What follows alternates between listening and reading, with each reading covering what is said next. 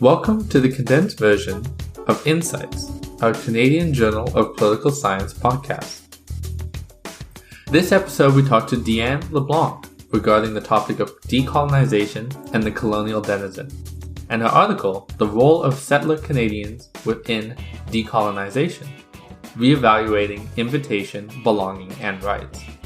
For a more in-depth conversation with Diane, you can access our long-form podcast on the same Spotify, Apple Podcast, or YouTube feed. Introduce yourself briefly and all the relevant work you've done up to date on this topic.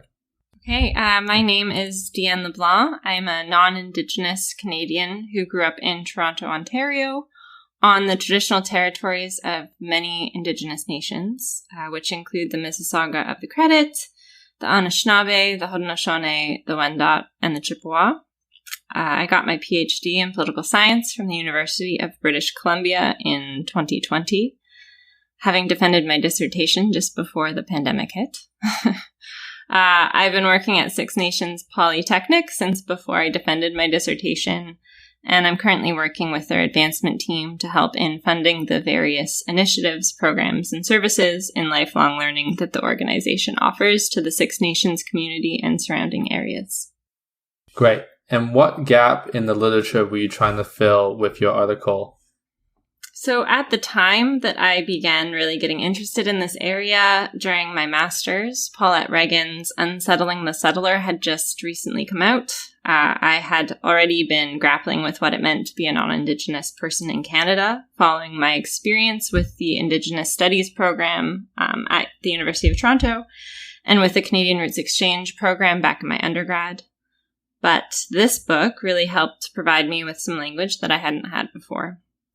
As I got deeper into, at the time, the quite nascent field of settler colonial studies, I was struck, of course, by how unsettling it was, I think purposely so, but how it also left me perplexed with how to move forward. So in that vein, I'm not sure that I was specifically looking to fill a gap, but more so, this work was the product of me grappling with what it meant to be a young, white, non-Indigenous Canadian in Canada, the country that I had grown up with a strong affinity towards in my young life. What was your theoretical inspiration for where you started your research, and then where did you end up? I think my inspiration was really treaties. I think there was a time early on in my master's where I thought treaties were the answer. And I thought that it came down to being a good treaty partner and a good citizen. And the further that I got into discussions with others and the more reading I did, the more critical reading that I did, I realized that that wasn't necessarily the case, that, treaties are very important sites,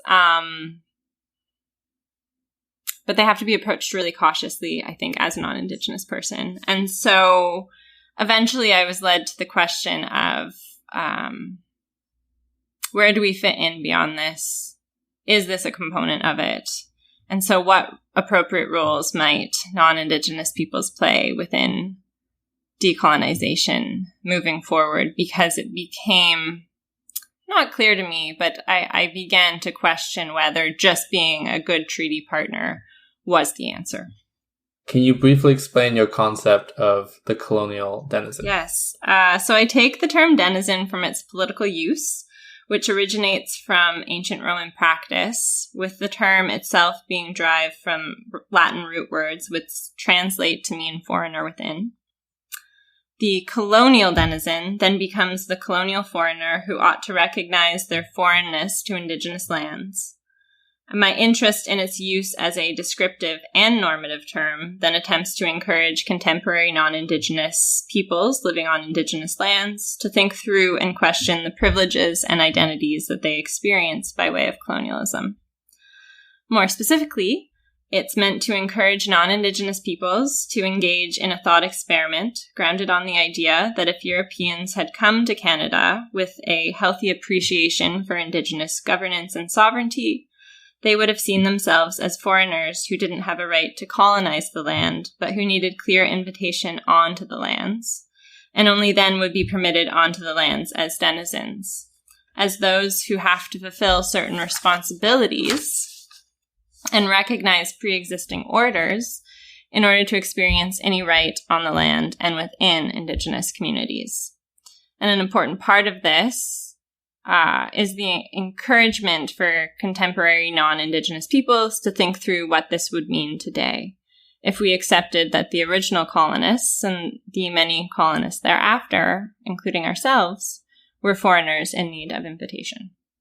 And what either academic, theoretical, or real-world applications could you see being built off of this work, and by extension, would you like to see built off this work?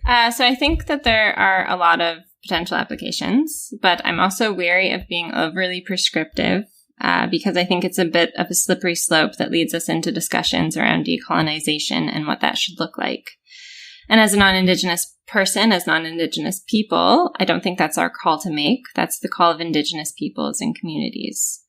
I think our roles as colonial denizens is in part to support this, to, where appropriate, support Indigenous communities' resurgence and strength, to support the closing of educational and socioeconomic gaps on Indigenous peoples' terms in ways that celebrate and honor their languages, their cultures, and their governance traditions.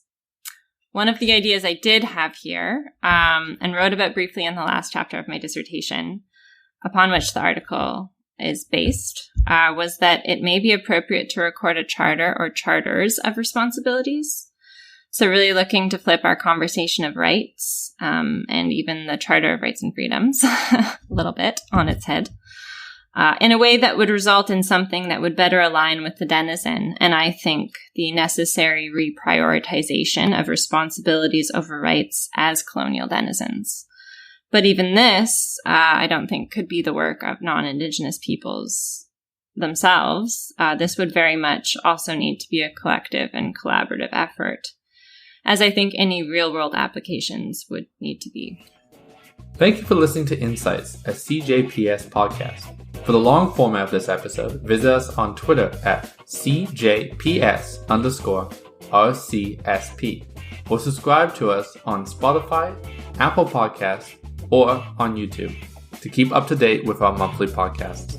Thank you for listening.